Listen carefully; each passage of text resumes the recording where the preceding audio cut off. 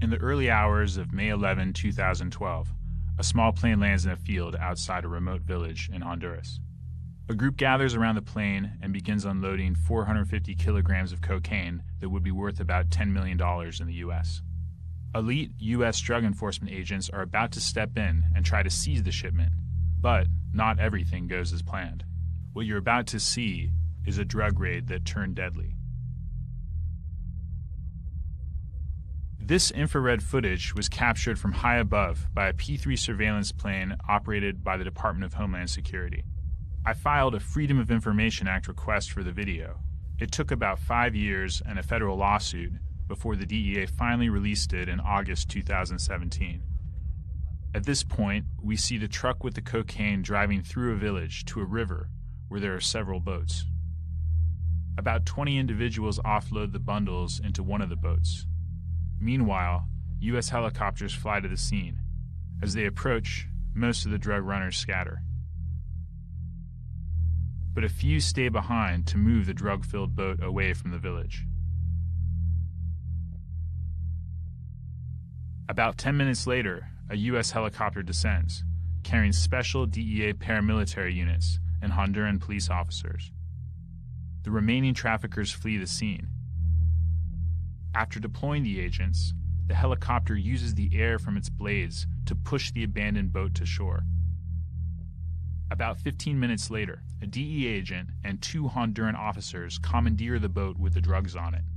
Their goal is to pilot the boat back to the village to transfer the cocaine into the helicopters. One agent tries to start the engine, but it stalls, and the boat begins drifting. Shortly after, a second boat appears. It's a water taxi, but U.S. agents and the Honduran policemen don't know this. 16 people are on board.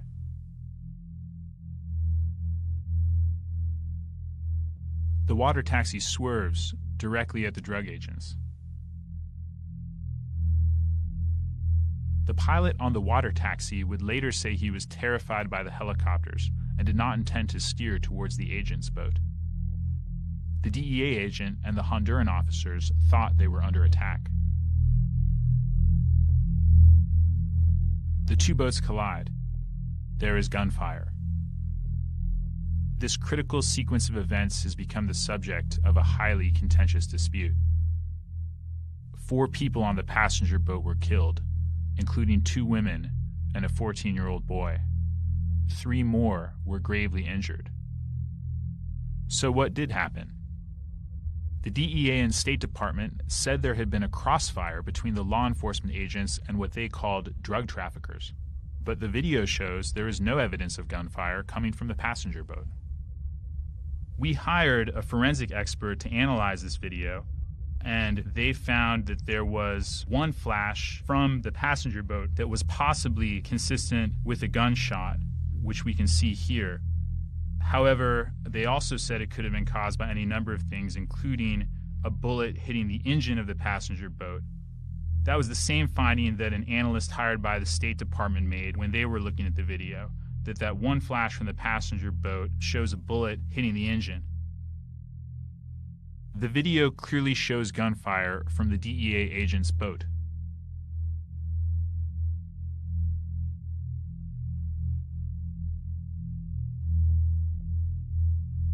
The figures continue to fire,